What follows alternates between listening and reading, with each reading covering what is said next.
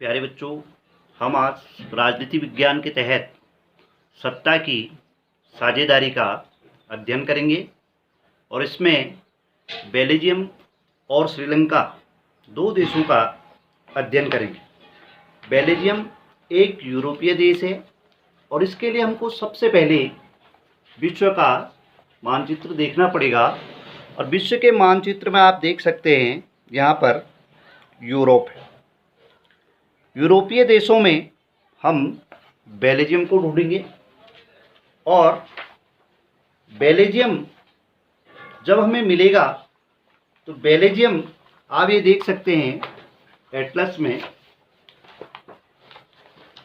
Belgium यहाँ पर है।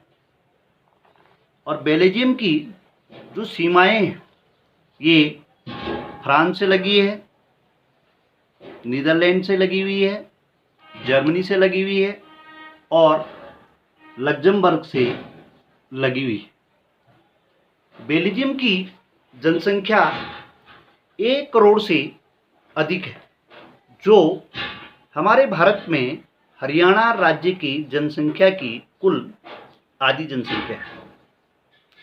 बेल्जियम की जो जातीय और भाषाई बनावट है, इसमें 59% लोग फ्लेमिश हिस्से में निवास करते हैं और ये डच भाषा को बोलते हैं।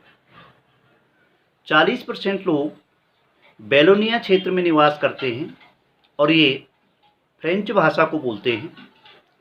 शेष 1% लोग जो देश के अन्य भागों में निवास करते हैं ये जर्मन भाषा बोलते हैं। बेल्जियम की राजधानी ब्रुसेल्स है और ब्रुसेल्स में 80% लोग फ्रेंच भाषा को बोलने वाले हैं, जो बहुत अमीर और ताकतवर है।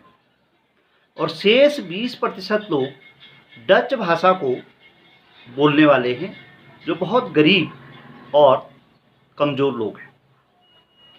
और 1950 से 60 के दशक में डच भाषी राजधानी में अधिक होने के बावजूद कमज़ोर और गरीब वर्ग के थे। फ्रेंच भाषा को बोलने वाले लोग कम वहाँ पे थे, लेकिन वे अत्यधिक अमीर लोग थे, तो सत्ता में उनका बोलबाला रहता था।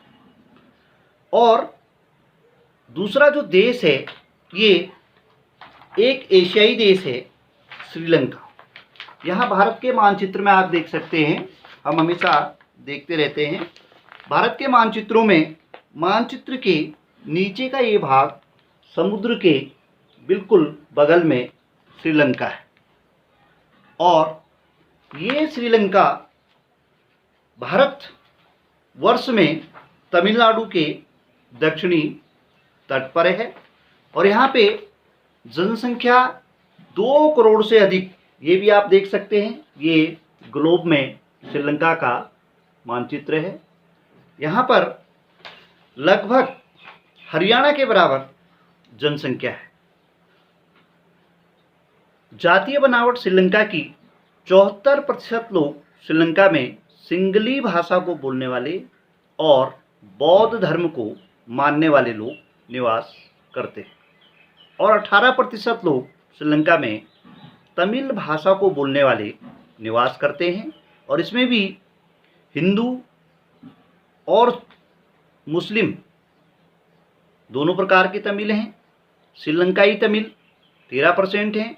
शेष भारतीय मूल के वे लोग जो औपनिवेशिक काल में श्रमिक के रूप में श्रीलंका में काम करने गए थे, ये लोग वहाँ पे निवास करते हैं। और 7% ईसाई श्रीलंका में निवास करते हैं, जो सिंगली और तमिल दोनों प्रकार की भाषाओं को बोलते हैं। दोनों देशों का एक सूक्ष्म सा अध्ययन हमने यहाँ पे किया और हमें दोनों देशों में लगा कि जातीय और भाषाई भिन्नता है। दोनों देशों की स्थिति देखने के बाद हमें पता चल रहा है कि एक वर्ग अल्पमत में है और एक वर्ग बहुमत में है। तो निश्चित रूप से इन सरकारों में जो वर्ग बहुमत में रहता है उसकी बात को हमेशा सुना जाता है, उसके लिए नियम कानून बनाए जाते हैं, और जो वर्ग अल्पमत में रहता है उस वर्ग की बात को नहीं सुना जाता है। इसलिए बहुमत वाले वर्ग में और अल्पमत वाले वर्ग में हमेशा संघर्ष चला रहता है। इन व्यवस्थाओं को सही करने के लिए ही सत्ता की साझेदारी की जाती है, ताकि देशों में, राज्यों में किसी भी प्रकार का संघर्ष न हो। आज यही समाप्त करते हैं। कल हम श्रीलंका में बहुसंख्यकवाद का अध्ययन करेंगे और बेल्जियम में किस प्रकार से सत्ता की साझेदारी हुई इसका अध्ययन करेंगे। धन्यवाद।